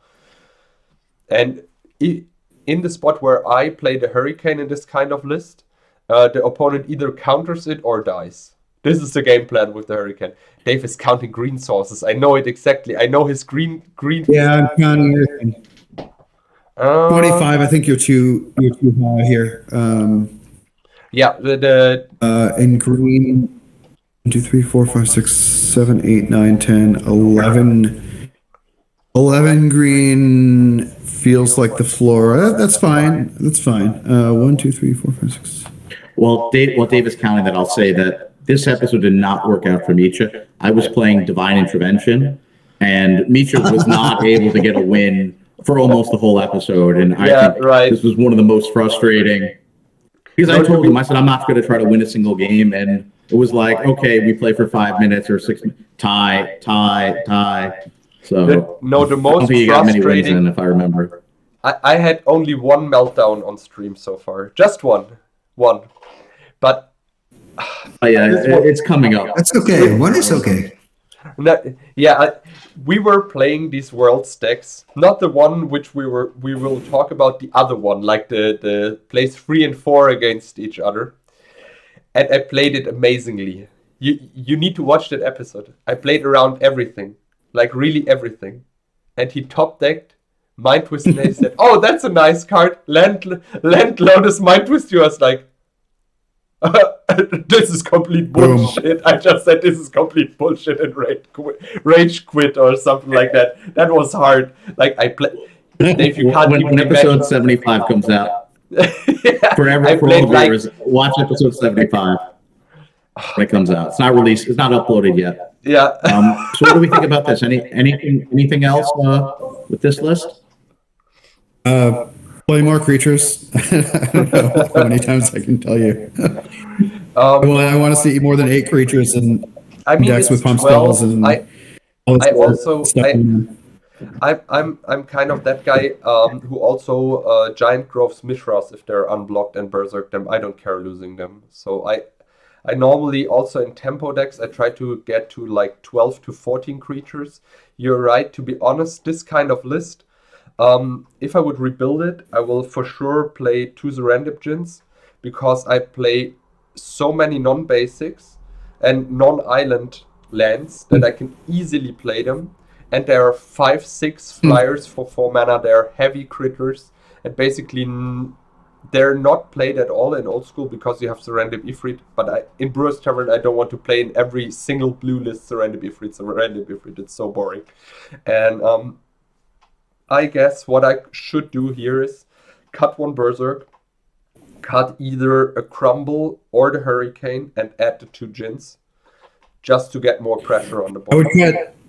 I would cut Time Twister, and I would remove Regrowth to the sideboard probably. But keep in mind, I played 4 Psyblast. The Twister saved. I think I won 1 or 2 games in that episode. We were not drawing all the time, but a lot. I won 1 or 2 games, and just because I played Twister on Psyblast. Because the Psyblasts in this kind of deck are amazingly good. Just saying. I can see that. I don't like Time Twister either in this list because I'm not running all the Moxen and no ramp at all. I can see your point here. Yeah, I don't like Time Twister here. Because all the action happens on your own turn for the most part, except for Psyblast. I just think more decks have Time Twister than should, and this is not a place where I would do 100%. it. The Twister is a card I think a Twister you can only run in decks with a lot of artifact mana or 8 to 12 bolt effects, like 4 Psyblast, 4 Lightning Bolt, 4 Chain Lightning. Otherwise, leave it out. Just my opinion, but I'm not running a lot of Twisters at all. I run it in my lands list with Fastbound because it just refills the hand, plays more lands, stuff like that. But all the rest I leave it out now. I don't play it. I like the power sinks in this one, Mitja. Thank you. Because what you can do in the turn of your opponent, of course, power sink, he has to tap out, and then you know that next turn you can go Giant Grove, Berserk, whatever. Yeah, exactly. In an ideal scenario, of course, right? Yeah. You can go all out because he's tapped out. So that's nice. That's also planned with the power sinks, and since my mana curve is so low, I can also power sink him and Winter Orb, and just can keep on playing Magic, and he needs to recover like 1 or 2 turns, so I can play the power sink in combination with Winter Orb as a time walk. Yeah, that was kind of the plan here. Power sink, much appreciated. Yeah. The next one is really, really spicy. Is it? We had so many episodes recorded, yet I don't know which one is the next one. But we will see. Episode number 45, if I'm not mistaken. Here we are. Oh, yeah. Oh, yes. This was one of the better ideas I had on Brewers Tavern, to be fair. Love it. That's super cool. I love that list. The Armageddon clock list was amazing. Yeah, guys, rip me apart. Like, it's fair. Why would we? This is a symphony. It's glorious. We love it. Nice. Well, I guess there are no martyrs in here. That's true. Yeah, where's the martyr? That's the only. Well, right. So Mitja is when the COP artifact route. He's the cup artifact instead. In another episode, I will be going the martyr route. So you kind of pick and choose, but this is a really cool cop. This is delicious. I love the moat. Yes. I love Archaeologist. Anytime you can get back, you can cycle your Trike with it. You can cycle your Chaos Orb with it. Just a hot card. The Archaeologist is just a white Guardian Beast. Right here. Like, I don't know why more decks play these Archaeologists. As you said, it works amazing with Chaos Orb. I know it's not exactly like Guardian Beast, but it fits in so many. The white Guardian Beast. I mean, you get back. The problem is the double white, huh? That's the problem. Hard, yeah. The double white inactivation into cast. It's really an issue. I've tried to play with it. It's super cool. Here's got a It's mono fine. white deck. You know, it's. Yeah, no, here it's fine. Yeah, here It's not an Arabian card, so Yeah. you don't have to deal with bottle. And you can do it Yeah. end of turn. You Chaos Orb end of turn and take it back end of turn for 3 mana. I know it's double white, but still, it's like I like that guy a lot. In this deck, it's perfect. Like it's It's really cool. Have you considered playing Bottle of Suleiman? To be fair, Yeah. I do not own any. That's the problem. I think I'm that's a sorry. really- I do not have Pretty every inexpensive fix, old school card. You do not own Bottle of Suleiman? No, I don't. I will have to put that in the martyrs list that I'm going to play. What's your Arabian versions? Holy shit! Are they? Oh, what? Why is it so Yeah, expensive they're right now? super expensive. I only have revised copies of these cards, but To be honest, I saw. Listen. I wanted to buy them for Okay. for Charles and my Brewers Tavern, so But they're for the project, 30 and I bucks. saw I'm they're gonna pay like 30 bucks. €80, and I do not want to spend 80 Are they euro. really €80 now? Yeah, You can get cheap ones for 35 bucks. That's okay. yeah, but just still there. Still When we started expensive, the yeah. project, there were more cards for 35 euro, which I want to own just as a playset because I knew I will play them earlier. Or before I spend 140 euro, I can buy like 4 Armageddon clocks, four whatsoever. Like finishing first the small playsets, which I actually built decks around. But yeah, Bottle of Suleiman is something I should run. This is one of the lists where I have the small book in, and it was amazing. I can just recommend the small book. It is so good. Well, Small especially book. with land tax. Yeah. You can Tax, aggressively pull out Scallion. lands and then trade them for better cards. Yeah, You can put stuff in the yard with small book and then get it back with the archaeologist too. Yeah. If we're putting trikes in the yard and it's mono white, I kind of want to see one copy of Resurrection. I think that's a really fun way of casting. yeah, that's true. Trike from the graveyard. That's right. That's actually right. This is something I would run in the sideboard because I have the Archaeologist's main board, which interacts super good with the graveyard. But you're right, I could run that, but I think on the drop where the Resurrection should be is the Witch Hunter, and I'm a big fan of Witch Hunter. Witch Hunter is so good. I just love that card. Also in my Which one was mono-white- amazing in like limited and singleton. Witch Hunter does work. It's so good. Yeah, I think it's also playable in normal Swedish old school because it deals 1 damage to one of your opponents and it bounces creatures. So it basically deals with Serendips, and Juzam's super good. For example, your opponent plays a Juzam, you'll wait till the upkeep, trigger on the stack, he gets the damage, you bounce the Juzam. The only card which you will never ever bounce is probably a Triskelion, but that's it. Sadly, it's not bouncing your own creatures. That would be insane. If the Witch Hunter would bounce your own creatures, that would be freaking out. I would freak out. Like, this would be great. Because then you have like... I find Preacher and Witch Hunter just... interesting set of cards, right? Because they're blue cards, but they're white, and I guess because they're white, they put some limitations on it. So Exactly. with Preacher, you steal something, but your opponent gets to choose, and with Witch Hunter, you get to bounce something, but only if it's your opponent's creature. The same with pinging, right? Only the player, not the creature. It's quite interesting from a design point of view. They're coming from a time where Wizards was super strict after green gets big creatures, blue is manipulating, white is like judgy and taking care of everything, you know what I mean? Like healing and stuff like that. And those are both like judges. And so when you think about judging and everything like that, from a design point of view, it's always about the opponent, or the opponent also can choose something. Because white is not that manipulative. It always wants to give your opponent also an out, I would say. And that's interesting. I always compared Preacher to Old Man. Like they both have different restrictions. Which one is better? Old Man can choose anything, but it's limited by its power. Preacher can take anything, but your opponent gets to choose. So I always compare those two as a positive and negative. But on the bubble, I would say the Old Man is better because you can just steal your opponent's Witch Hunter. If it had a Legends expansion symbol, it would definitely be. I think we should go to the next list. This is really cool because we still have 5 lists to do. Yeah, exactly. Let's move on. Sorry, the last lists were a little bit more spicy, so we were a little bit stuck. We should have started with those. Yeah, we should have started. Another mono I'm sorry, black. Yeah, for sure.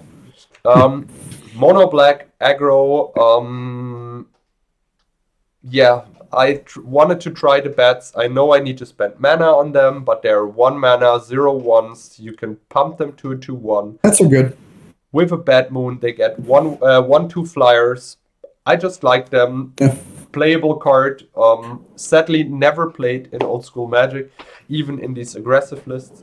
Well, I think if I remember, I think you had played a white weenie before, but never a black weenie with the Bad Moon. So I think you wanted to get that in an episode. And certainly the Stone Throwing Devils, the Bats, the Black Knights, even the Hippies, they can grow and do some work with the Bad Moons. And I think you wanted to see how those do. Yeah, that's true. If you have Urk Raiders, you can try to run Urk Raiders over the Bats. But you should. No, you should do both. Sorry? I think you should run the Urk Raiders, but I would keep the Bats. The Bats are good. I mean, the seminal work in this archetype, the mono black Bad Moon deck in Swedish, I think was done by David Chambers back in 2017. Mitja, you have 16 creatures here, not including the factories. Do you know how many creatures that David Chambers ran? I have no idea. 20. 28. And he destroyed people. Absolutely destroyed people with that deck. Honestly, like his work on that deck is sort of what brought me to the weenie decks that I like to play these days. My lists are always closer to 20 creatures or so. I think if you're going to have an anthem like Bad Moon, 20 is really the floor. I would cut rituals for the Urg Raiders and call it a day. You have 16, actually you have 17 black sources, so that's perfectly fine to hard cast Underworld Dreams. Hopefully you draw your jet. Yeah. But I think if you're trying to get the most out of Bad Moon, you just need more creatures. So yeah, I mean, I love this. I love trying to make Bad Moon work. Black's challenge is that the creatures are just so bad. They're so much worse than White's Creature Suite. They're so much worse than Green's Creature Suite. Yeah. But this is it's something that I've been trying to make work for a long time, and Chambers was really, really impressive in his efforts now going back like 5 years ago. Cool. If he's watching the episode, it would be nice if he sent me over his list. That would be great. I just want to see what he plays. I've got it somewhere. He's got like Ogresses, Urg Raiders, and what do you call them? Unholy Strengths. I like Ogress. But we know that Black has the only creature with haste. Well, not the only, but the only creature in the core set, the base set, and Alpha with haste. Really? Nether Shadow? Nether Shadow, yeah. Nether Shadow, oh, yes. Yeah, that's true. But can I play Nether Shadow in the list? It's probably never working enough. Yeah, but Never know unless you try. Yeah. Some spice in the side. I mean, you're playing with the Bad Moons, so if you got a lot of Bad Moons and bam, there's a Nether Shadow. They don't see it coming. Yeah, nobody expects that from Black to have like a haste attack. So that's true, and it's a 2/2 attacking with haste, and it probably can come back. Yeah. Right, because you need 3 creatures on top, and then it comes back. I have Hunting Vines in the sideboard as a spicy sideboard card against artifacts. I mean, you can also easily run Warp Artifact over it. That's also good and fine. Yeah, Warp is good. Haunting Wind is good. I like those cards for sure. Yeah. Let's move on to the next list. List 47. Here we go. Oh, the picture is a little bit bad, to be fair. there was the sun on top. I hope you guys can see every card. That's all right. I think we'll recognize all those restricted cards up there. Okay, perfect. It's from right to left. It's balance to Lotus. Basically every restricted card, beside the off-color mobs. Another deck that has no business playing Time Twister. Get that out of there. Jeez. Yeah, that's true.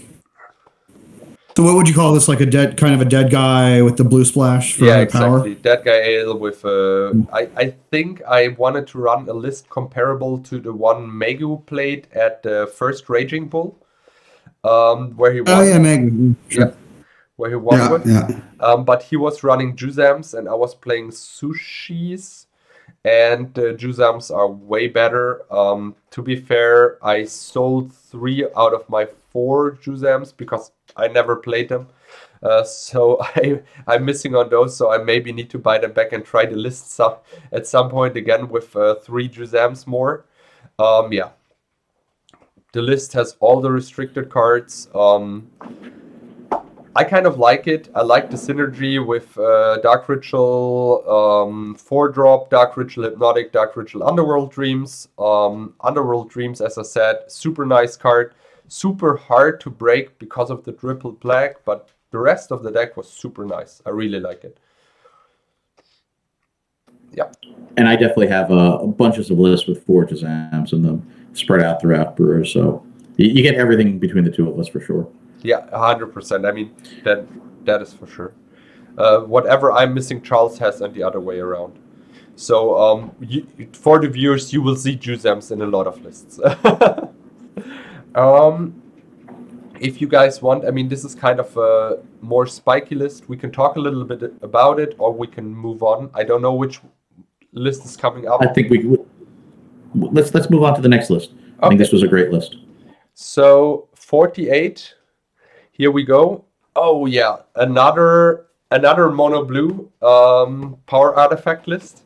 But this time, this was also one of my nicer brews. The kill option here is Colossus of Sardia, because you have infinite mana, you untap it and just swing again. And you have copy artifacts to copy it, so you can summon 2 of them, or if you have infinite mana, you just cast 2 of them, it doesn't matter. I liked this list a lot, and I think I did pretty well against Charles with that list. And it's a very cool list, but it needs Sword of the Ages. Big sword. Yeah, listen to Thomas. Yeah, that's right. To be fair, but if I would run Sword of the Ages, I should also cut the books, the Jameday tomes, and play the small books. So even if I can, because you remove the creatures from the graveyard and shoot the damage, right? If I'm not wrong with the card, kind of. No. It's creatures that are on the board. They have to be on the board, not the graveyard. Oh, they have. Yeah, they have to be on the board, but they are removed from the game after using, so you don't go to the graveyard. Okay. The sword is gone as well. Yeah. Okay, yeah, but actually, I can run the small books to draw into the sword, and I have the reconstructions in the sideboard, so even if I discard the Colossus, I can easily get it back. Yeah, I would cut the 2 big books, play 2 small books, but the rest of the list was great. Like, it was fun to play. You did do well against me, but that list was Danny Friedman's Tormont Parfait list, which is has 2 Tormont scripts as the win cons. And that's very hard to play. That I think only Danny can play. So I was not the right pilot to try to take on what you were doing that day. But the Colossus are just awesome. And they had not appeared yet in an episode. Yeah, and as you can see, Dave, here I run 5 Moxen plus 2 Felvar. So I added 2 Transmute instead of 1. Because I have enough targets for the Transmute. And yeah.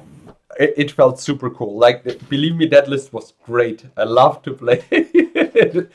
Colossus Kill was amazing. It looks like a lot of fun to play with this. Yeah, 100%. Absolutely. This is something I can just recommend. I mean, hardcasting Colossus of Sardia is just amazing. So, with that said, let's move on to list 49. Oh, give me a second. Well, I just have one Yeah. Sorry, just one last question, because we're seeing Power Artifact a lot with Basalt Monolith, which of course is a great combination. I'm just curious, is there another artifact that's worth enchanting with Power Artifact? Where you would say, I'm playing Power Artifact, but I'm not playing Basalt Monolith. Actually, you can, for example, enchant a big book and tap it to draw for 2 mana instead of 4. You have other targets. Yeah, that's okay, but you wouldn't then play with Power Artifact, right? To be honest, I would not play a Power Artifact in a list where I run Power Artifact plus value artifacts, which are getting better with Power Artifact, probably. But to be fair, there are so many artifacts, I need to think about that question a little longer than we have time here, because I need to review which artifacts are in the format. Is there something which is worth to untap or activate? Is there something which has at least a 3 activation cost, dropping down to 1, which is worth to activate? Yeah, I don't know. That's why. Yeah, I don't know either. Like maybe Disrupting Scepter, Rod of Ruin, something like that. I mean, those are pretty bad though. If you put it on a little book, right, you don't have to pay anything to use it. No, it's not going to 0. It goes to 1. It does not go to 0. Oh yeah. Yeah, I guess the card says the mana cost or the activation cost can't drop under 1. I need to read Power Artifact again, but I think it says it goes to 1 instead of 0. So I really don't know if there is anything which you want to activate for 1 instead of 3 or 2 instead of 4. Beside, for example, the book. Am I right? And if we the viewers can put in the comments and teach us something. Yeah, that would be great. If a viewer here knows something about it, just comment. We will discuss that with you. We would love that. So I think we move on to 49. Yes, exactly. Number 49. I call it Artifact Aggro. I play Brassman as a 1-drop. I play the Soldiers as a 3-drop. They're also unaffected by Summoning Sickness. Black-White. I thought they have Vigilance, right? Yeah, exactly. Yeah, right. Not Summoning Sickness. They do I'm sorry. They were not tapped while attacking. Yeah, they have Vigilance. I'm sorry. Mistake on my side. Of course, they're affected by Summoning Sickness. Yeah, and the rest of the list is basically straightforward burn, but the Brassmen were cool. I like them. Yeah, any questions? Yeah. Soldiers are cool too, right? Because they're like a wall. They're a wall that can attack. Yeah, exactly. Basically. They're 1/3, I guess. If I have that right in mind. They're 1/4 actually. 1/4, even better. 1/4, they're really good stats. They're tough guys for sure. You could throw in 1 or 2 ATOG to clean up. Just eat all that stuff. You're in red already. That's true. That's 100% true. I thought about playing ATOGs, but sometimes ATOGs are. I think I played this against Mono Blue Shell, right? And yes, I played Mano's Mono Blue Shell that had the Zebra Falcons and can't remember everything that was in the list. Flying Man and also Black Vice and Flying Man, the Falcons. Yeah, it had the 4 Onks and the 4 Vices, which looked really interesting in a blue shell instead of a red shell. Yeah. So that's right, that was that much. You're right. Probably I should cut either the Avians or a land and one of Felvar Stone to play the 2 ATOGs. I think the list can... those guys suit this list really good. That's right, Dave. Anything else? I mean, as I said, I basically play a blue-red counter burn list without counters, just burn, and added for the creatures and the counter spells artifact creatures. This is what I did here, but I like to play it like that. And I think you got 2 new artifact creatures that hadn't appeared before, which is really super cool. That's right. Should we do the last list, episode 50? Let's move on to the last list, and here we are. I guess this is the most famous list we played so far. Right. So this is obviously not Mitja's build or mine. This is the Bernard. What's his last name? I don't remember. Astray.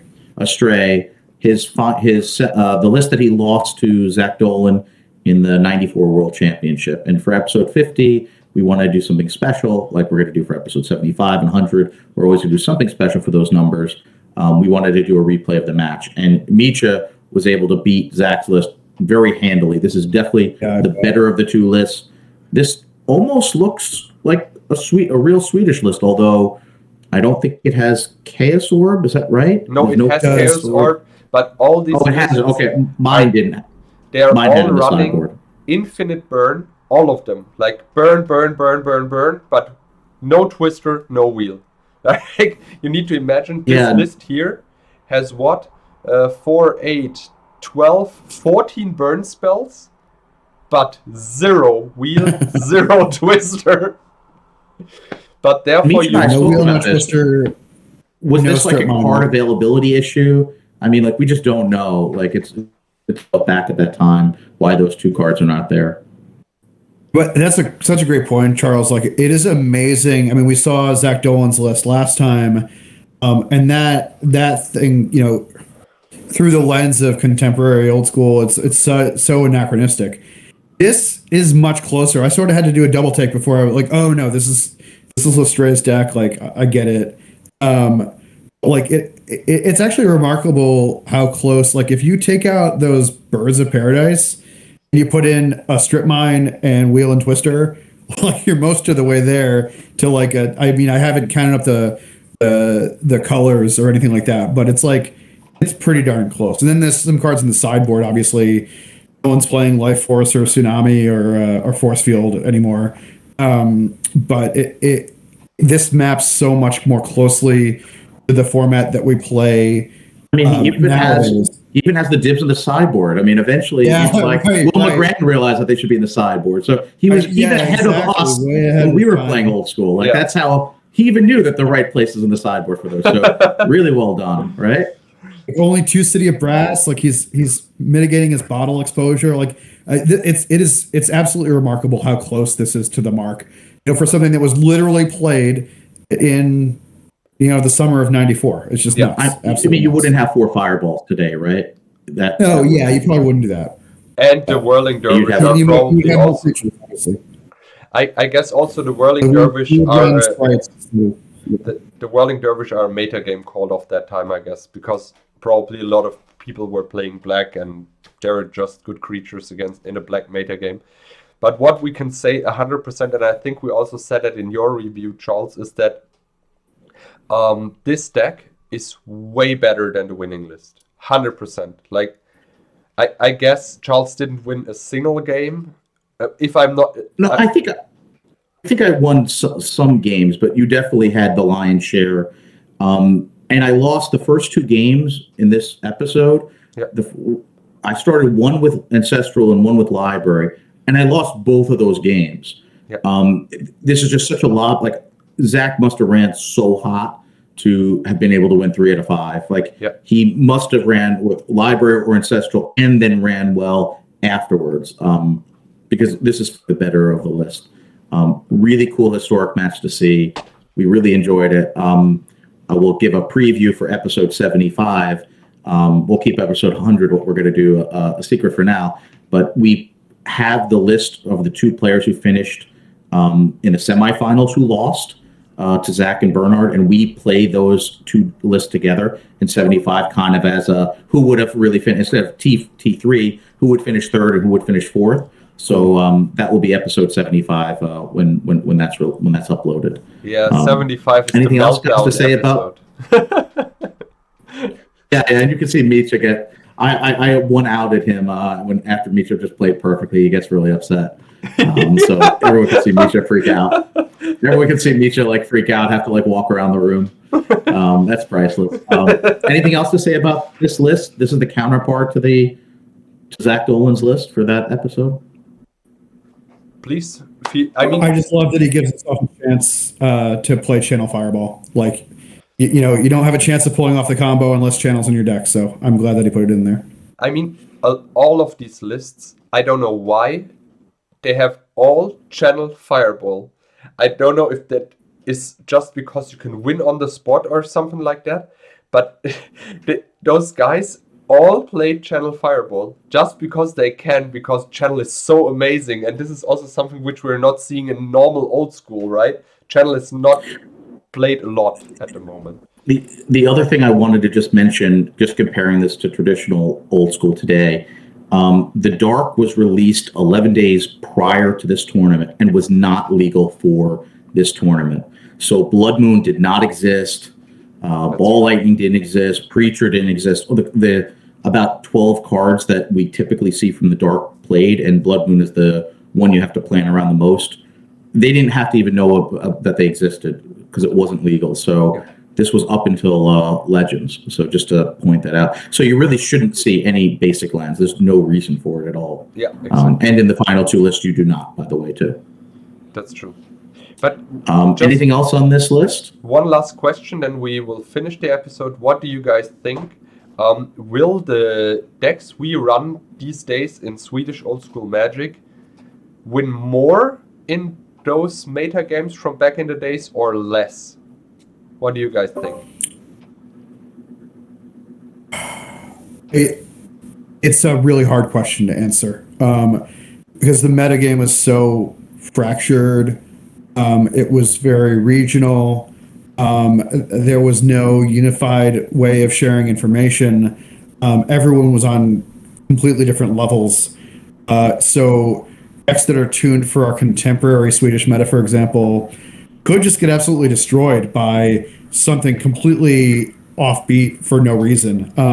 That said, things that we have are so well tuned that you have to imagine we'd have a pretty easy time if we had a time machine going back with, something that we've had years and years and years to adapt to a meta that in real life only existed for a few months. Never really existed, right? So because we don't actually play a historical format, so it's right. a very not even. I mean, Legends came out like 2 months before this tournament, so yeah, it's crazy. You literally had almost no time, and that's such a big set to actually get to see the cards, and very hard. Like decklist set lists weren't very hard to see, like where the full borders of the universe was at the time. So yeah, what do you think, Thomas?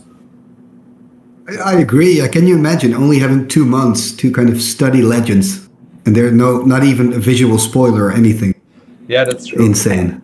And it was even harder because Legends was released where they screwed up the correlation, where some boxes only had half of the commons, the other boxes had the other half. So if in your regional area, you may only get to see half of the Legends commons. So, and there wasn't like an eBay or a TCG to be able to buy what you want. So yeah, it was the uncommons, and I think right. Uncommons. Could you imagine like everyone in your area, like all your LGSs, all of them got Abysses, and no one got like Mana Drain, or nobody got Tabernacle or something like that. Like they were split apart. That's ridiculous. So crazy Haymaker uncommons and Legends were just not even. It wasn't even possible to get them in some places. It's that's just wild. crazy. So this was all leading up to this tournament. So that's why it's historical. Like in my list, Zach's list, he had 2 strip mines, but even though we're playing sweet, when we do the historical match, we don't touch the list. We don't want to put our fingerprints. We just want to show them for what they are, and it's super, super interesting. This was a great episode. A lot of fun with that.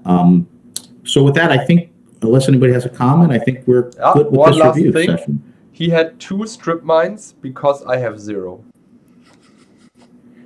Yeah, that's right. He's running 0. I took yours. And by the way, the 2 strip mines did not help because I easily lost the vast majority of the games. Yeah. Okay, that's the end of part 2 of our review special, episodes 26 to 50. Thomas, Dave, this was almost 4 hours to do this for us. We really thank you. We hope that one of the main goals of Brewers is we want to document every reasonably conceivable deck on film, at least in one match. So people can get ideas today, and also for decades down the road. So these reviews just kind of condensing everything that we're doing in each 25 episodes is really important. We hope everyone enjoyed it. Thank you so much, Dave and Thomas. We will see you back in the next review special, where we will review episodes 51 to 75. And everybody knows what episode 75 is. We gave a preview. That's the third of the three place winners from the 94 championship. So until then, thank you, everyone. Be safe and bye for now. Thank you, guys. Thanks, guys. Bye-bye. Take care and stay safe and healthy. Bye.